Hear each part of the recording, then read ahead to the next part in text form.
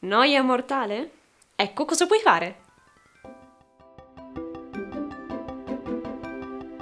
Hai presente quelle giornate in cui ti senti in questo conflitto esistenziale e da una parte vorresti stare stravaccato sul divano a non fare niente, ma dall'altra parte ti stai annoiando a morte e vorresti assolutamente trovare qualcosa di interessante da fare? Ma non ti viene in mente nulla? Ho detto niente. Ma non ti viene in mente nulla? Te lo ricordi quel profondo tormento dell'anima, vero? Magari ti sei imbattuto in questo video proprio per trovare un po' di sollievo a quella noia mortale che hai addosso. E come si sconfigge la noia? Partiamo dal conoscerla un po' meglio.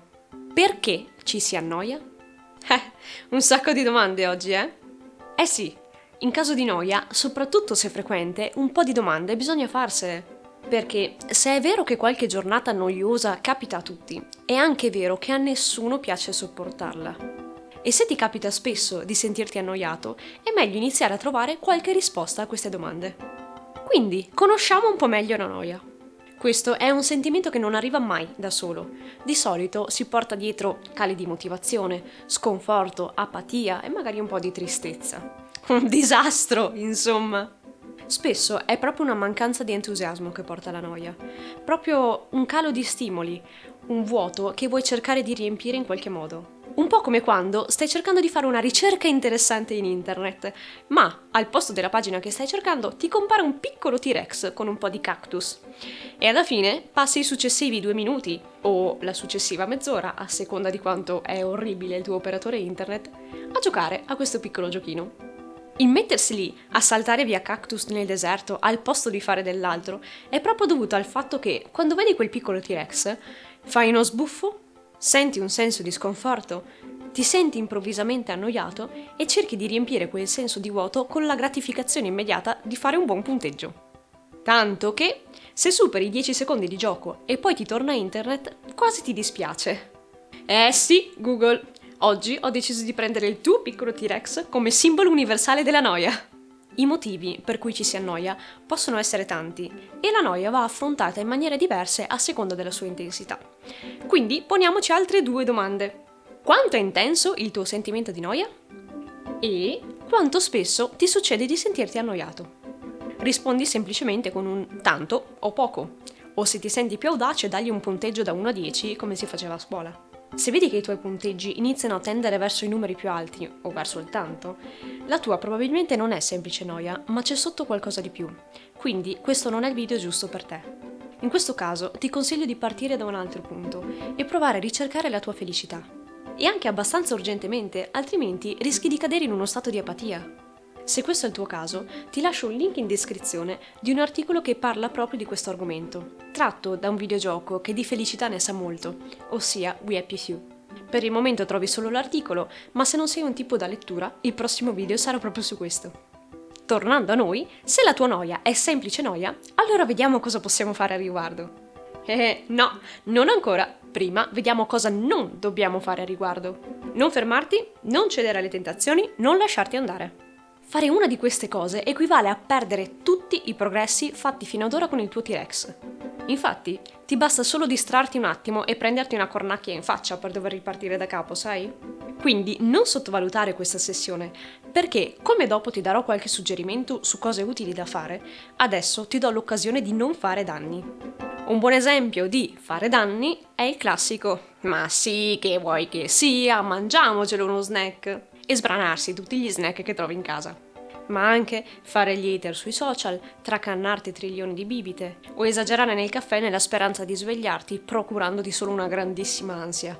Come guidi il tuo T-Rex sempre nella stessa direzione e gli eviti di prendersi cactus, uccelli e roba varia addosso, allo stesso modo devi guidare te stesso sulla stessa strada ed evitare tutti i comportamenti che non possono altro che farti male. Per carità, non succede nulla se una volta al mese ti metti sul divano a mangiare patatine, però non deve essere una cosa che diventa un'abitudine fare ogni volta che sei annoiato. E capisco che a volte sia difficile perché la noia è proprio come il gioco del T-Rex. Subito non ci fai caso e fai qualche salto rilassato giusto per evitare quei pochi cactus che ti passano davanti, ma man mano il gioco diventa sempre più veloce e hai a malapena il tempo per capire se devi saltare oppure accucciarti per evitare le cornacchie. Eh sì, ci si può anche accucciare, l'ho scoperto dopo anni di gioco. Ci si abitua talmente a giocare che ci sono pure un sacco di versioni di questo gioco. Insomma, quello che intendo dire è che più la noia persiste e meno diventiamo consapevoli delle azioni che facciamo per cercare di soffocarla. E alla fine rischi di trovarti con un pacco di patatine in mano senza neanche renderti conto di dove le hai prese. In questi casi, fermati un attimo e fai un confronto. Sarai perfettamente in grado di resistere alle patatine se le paragonerai ad un corpo sano ed energico. Ovviamente tutto è più facile se sai come intrattenerti. Quindi passiamo alla sessione che finalmente tutti aspettavamo, ossia, che cosa fare quando mi annoio? Allora, il primo passo, utilissimo in ogni caso, è alzarsi e bere un bicchiere d'acqua, magari con un po' di limone. Questo, oltre che mantenerti idratato, aiuta anche la tua mente a svegliarsi. E mentre bevi, puoi decidere cosa iniziare a fare. Parti dal capire quanta energia hai e quindi se vuoi fare qualcosa di passivo oppure qualcosa di molto attivo, o magari mescolare le due cose. Come seconda cosa, pensa se vuoi fare qualcosa di produttivo o se hai proprio bisogno di rilassarti e prenderti una pausa. Ma sappi che, in senso generale, ti è sempre molto utile capire prima qual è la strada che vuoi percorrere nella tua vita, in modo da scegliere un'attività che va in linea con i tuoi interessi. E se hai bisogno di una mano per capire qual è la tua strada nella vita, ti ricordo che puoi scaricare gratis il mio ebook.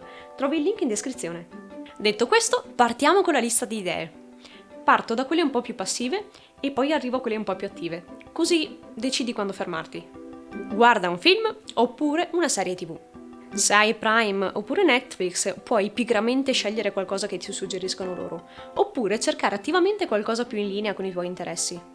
A tema videogame ti consiglio Pixel, oppure se vuoi spostarti su qualcosa di impegnativo puoi guardare Gameplay, che è un documentario proprio sulla storia dei videogiochi. Altrimenti, se hai la pazienza di sopportare qualche spot pubblicitario, puoi andare su Vid e guardarti uno dei trilioni di anime che ci sono. I film e le serie TV hanno sempre qualcosa da insegnare, quindi non sentirti in colpa e non pensare che stai perdendo tempo, ma goditi il tuo momento di pausa. Idea numero 2? Leggi un libro. Io amo tantissimo leggere e leggere è utilissimo. Potrei consigliarti un qualche triliardo di libri che mi sono piaciuti, ma siccome ti stai annoiando adesso, devi scegliere qualcosa che hai già in casa. Se non hai nulla di interessante in casa oppure non hai proprio la voglia di alzarti, puoi iniziare ad esplorare il vastissimo mondo degli ebook. Personalmente sono un amante del cartaceo, quindi non ti so consigliare molto in questo senso, ma sono sicura che su Amazon trovi un sacco di roba, oppure anche Google ti può consigliare al meglio. Terza idea? Fai pulizia digitale. Questa è un'attività molto pigra, ma che mi dà sempre un sacco di soddisfazione. Quando sono stanca e non ho molta voglia di fare qualcosa di produttivo, mi metto lì e libero la memoria del PC, cambio lo sfondo del desktop, organizzo i file, cancello le mail che non mi servono più, elimino la memoria dei messaggi, faccio una pulizia della cronologia e cose del genere. Fare questo, oltre che crearti un senso di ordine conciliante, ha anche l'utilità di alleggerirti, sia la mente che il tuo dispositivo. Fare pulizia all'esterno di noi, che sia il tuo armadio, il tuo PC, la tua scrivania, aiuta anche a fare pulizia all'interno, nella tua mente. Quindi puoi stare pigramente sul divano e fare qualcosa di utile nel frattempo. Quarto punto, iscriviti ad un corso online oppure scegliene uno offline. Iniziamo a muoverci verso le attività un po' più attive. In questo caso puoi ancora stare sul divano, ma devi iniziare ad attivare un po' la tua mente. Fortunatamente viviamo nell'era di internet, quindi su internet puoi trovare qualsiasi cosa e anche imparare più o meno qualsiasi cosa. Quindi eccoci qui a parlare di corsi online. Questa è una cosa che faccio spesso quando mi annoio. Mi metto lì e cerco qualche nuovo argomento, anche magari quelli di cui non ho mai sentito parlare, e inizio a fare un'infarinatura. Così, giusto per aprire la mente. Ci sono un sacco di piattaforme online che puoi sfruttare per questo scopo. Alcune sono a pagamento, tipo Udemy, Lynda, Life Learning. Altre sono gratuite, tipo Coursera. O comunque, anche su YouTube, come me, ci sono tantissime persone che insegnano. Oppure puoi anche cercare un nuovo argomento su un web, trovare dei blog e studiare un po' qua e là. E se cerchi un blog, magari sulla crescita personale, ti posso consigliare il mio. Idea numero 5. Gioca! Se sei finito su questo canale, probabilmente sarai un gamer. Quindi fai il gamer! Gioca e se vuoi giocare in modo consapevole, leggi qualche mio articolo oppure guarda prima qualche mio video. Sesta idea, trova qualche evento interessante a cui andare. Ecco, ora c'è il Covid, quindi Beh, se stai guardando questo video e ci siamo già liberati del Covid, allora puoi uscire, partecipare ad eventi in linea con i tuoi interessi e cogliere l'occasione per conoscere nuove persone. Se invece siamo ancora in periodo Covid, puoi fare la stessa cosa anche online. Tipo, Facebook è pieno di gruppi, li trovi sul gaming, sulla stregoneria, sul fare uncinetto, sull'imparare a fare candele in casa e qualsiasi altra cosa. Entra in un po' di gruppi, prova ad interagire con qualche post e divertiti ad immergerti in quel nuovo mondo. E 7. Organizza un viaggio, oppure un fantaviaggio. Sempre il discorso del Covid, sì, è ottima idea, Manu. Allora, ora come ora può suonare un po' come il fantashopping, ma se ci pensi ci sono viaggi che davvero richiedono mesi di organizzazione, soprattutto se non hai mai organizzato un viaggio. Ora hai il tempo di farlo per bene. Quindi scegli una meta, il periodo migliore per andarci, quanti giorni starai via, in quanti hotel andare, di cosa hai bisogno, pianificare l'inventario, se andare da solo con qualcuno, eccetera, eccetera. E puoi metterti a trovare tutti quei posticini che non hai mai il tempo di cercare. Insomma, puoi organizzare il tuo futuro viaggio con calma e precisione. E passiamo alla 8. Imparare a fare qualcosa di nuovo. Ok, iniziamo a muoverci verso la parte un po' più attiva anche fisicamente. Alzati e mettiti fisicamente a fare qualcosa di pratico, magari che non hai mai saputo fare. Durante la scorsa quarantena, un sacco di persone si sono riscoperte creative e hanno iniziato a fare un sacco di lavoretti con le 4 stronzate che ognuno ha in casa. Puoi iniziare a prendere ispirazione da lì e imparare a creare qualcosa di nuovo dal nulla. Oppure potresti imparare a fare qualcosa di più specifico, tipo suonare uno strumento musicale, cucinare, incidere il legno e quello che ti viene in mente. Oppure fare anche qualcosa di un po' più complicato. Insomma, alzati e dedicati a qualcosa di pratico. Attività numero 9. Fai sport. Questa non piace a nessuno. Super attivo, però lo sport fa tanto bene. A tutti.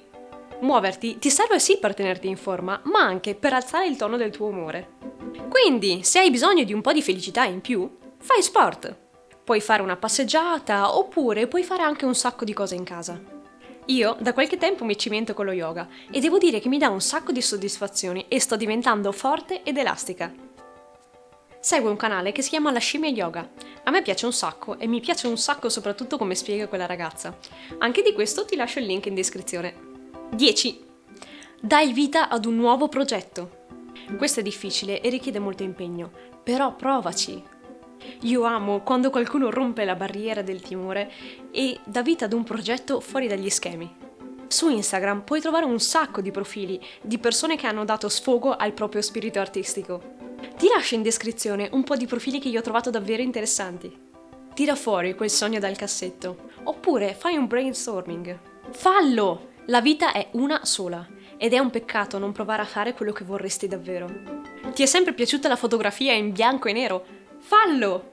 Vorresti aprire il tuo canale Twitch di alcol e bestemmie? Fallo! Vorresti fare quadri rinascimentali a tema meme? Fallo! Tira fuori quel sogno nel cassetto che hai sempre avuto, oppure fai brainstorming per trovare qual è il tuo sogno nel cassetto. E poi fammi sapere cosa hai deciso di fare. Allora, spero di essere riuscita a darti qualche spunto interessante. Fammi sapere cosa hai deciso di fare per sconfiggere il tuo sentimento di noia. Oppure, se sei ancora indeciso, puoi anche provare a battere il mio record sul gioco del T-Rex. Umilmente 2973. Se vuoi conoscermi meglio e rimanere in contatto con me, in descrizione troverai tutti i link del mio blog e dei miei social network. Iscriviti al canale per non perderti nuovi video e rendere la tua vita migliore grazie alle tue passioni.